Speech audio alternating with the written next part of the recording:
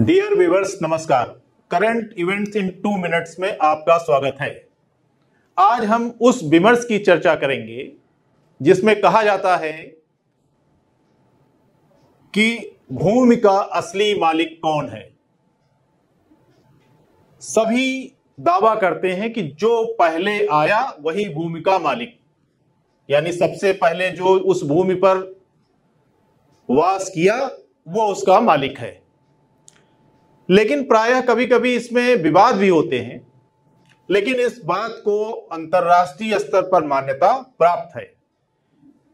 ऐसा ही एक विषय चर्चा में आया अंतर्राष्ट्रीय स्तर पर, इसलिए करंट इवेंट इन 2 मिनट में आज हम एक अंतर्राष्ट्रीय सफर पर चलेंगे।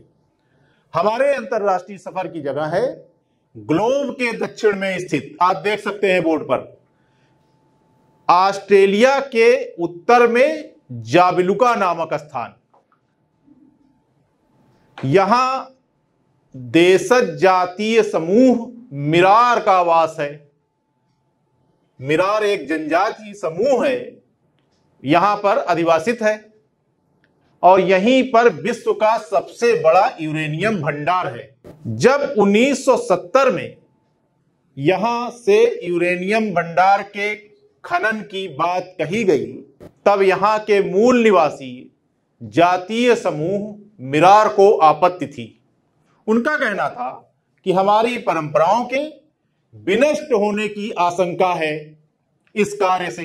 तब तो नहीं, लेकिन अब मिरार जनजाति की आपत्तियों को ध्यान में रखते हुए ऑस्ट्रेलिया के प्रधानमंत्री ने घोषणा की है कि अब यहां से यूरेनियम का खनन सदा के लिए बंद कर दिया जाएगा।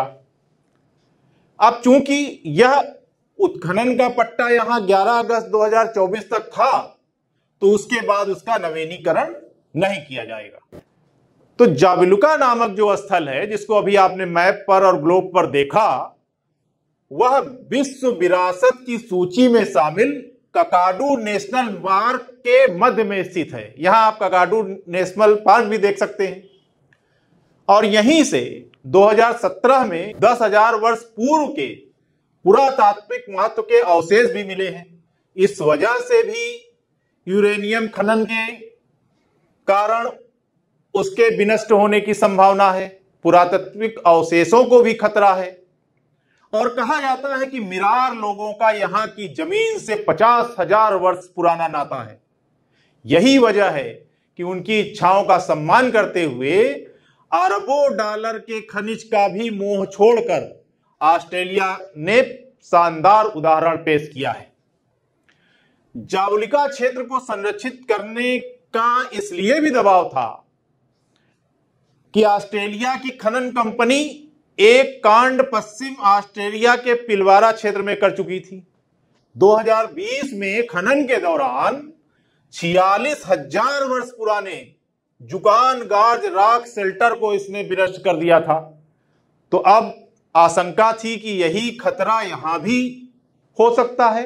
यहां भी पुरातात्विक महत्व के कुछ अवशेषों को विनष्ट कर सकते हैं और जो मूल जनजातीय समूह है मिरार, उनकी परंपराओं को, उनके लोगों को, उनकी संस्कृति को नष्ट होने की पूरी आशंका है। तो इस वजह से यह बंद कर दिया गया वहां खनन, और यह खनन उनकी इच्छाओं के आधार पर किया गया।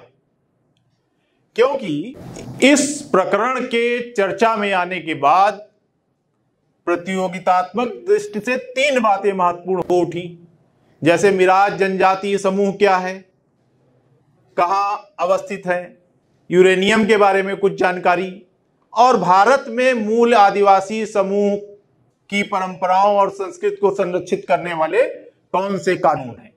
तो जहां तक सवाल मिरार जनजातीय समूह की बात है, तो यह उत्तरी ऑस्ट्रेलिया के जाबिलुका रेंजर और जाबिरू टाउन के परंपरागत मालिक हैं, ऐसा वहां की मान्यता है। और देशज भूमि अधिकार अधिनियम 1976 ऑस्ट्रेलिया के, अंतर्गत उन्हें विकास कार्यों पर वीटो का अधिकार प्राप्त है, यानी कोई भी विकास कार्य वो रोक सकते हैं। यद्यपि एक क्लास है ऐसा कि राष्ट्रीय हित के नाम पर उनके इस अधिकार को शून्य किया जा सकता है, लेकिन ऐसा नहीं किया गया इस बार और यूरेनियम के खनन को बंद कर दिया गया मिराज जनजातीय समूह की इच्छाओं के आधार पर। इसी तरह से जब हम बात करेंगे यूरेनियम संबंधित तो 2-3 फैक्ट की बात यहां कर लेंगे कि यूरेनियम की खोज 1789 में मार्टिन क्लाप्रोथ जो जर्मनी के हैं उन्होंने की थी। यूरेनस ग्रह के नाम पर इसका नाम रखा गया था और यूरेनियम के 3 प्राकृतिक आइसोटोप्स उपलब्ध हैं। आप यहां देख सकते हैं बोर्ड पर U-234, U-235, U-238। सबसे ज्यादा यूरेनियम तो U-238 का है, लेकिन ऊर्जा के लिए सर्वाधिक उपयोग U-235 का किया जाता है और विश्व में ऊर्जा उत्पादन का 10% इसी यूरेनियम से किया जाता है। अब 2 और छोटी छोटी जानकारियां हम साझा कर देते हैं कि यूरेनियम के भंडार की दृष्टि से ऑस्ट्रेलिया नंबर 1 पर है, 28% भंडार यहां है। कजाकिस्तान सेकंड नंबर पर है, 13% यहां पर है भंडार का, और कनाडा तीसरे नंबर पर है, कुल भंडार का 10% यहां है विश्व का। और उत्पादन के दृष्टिकोण से यदि आप देखें तो ऐतिहासिक रूप से यानी 1945 से लेकर 2022 तक कनाडा ने सबसे ज्यादा यूरेनियम का उत्पादन किया है, अमेरिका दूसरे नंबर पर है और रूस तीसरे नंबर पर। लेकिन हालिया वर्ष की बात करें, हालिया वर्षों में कौन उत्पादन करता ज्यादा रहा है, तो 2022 के डाटा के आधार पर हम बता रहे हैं आपको कि कजाकिस्तान 43% विश्व उत्पादन का उत्पादन करके नंबर 1 पर है, कनाडा 15% के साथ दूसरे नंबर पर, नामीबिया 11% के साथ तीसरे नंबर पर और ऑस्ट्रेलिया चौथे नंबर पर है।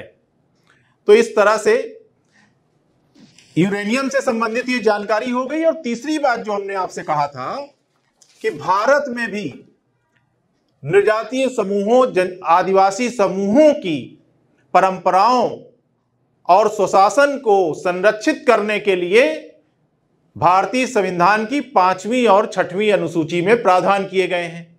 6वीं अनुसूची में 4 राज्य असम, मेघालय, त्रिपुरा और मिजोरम में स्वायत्त जिला परिषदों की स्थापना की गई है और शेष राज्यों में आदिवासियों को संरक्षित करने के लिए प्रावधान 5वीं अनुसूची में रखे गए हैं।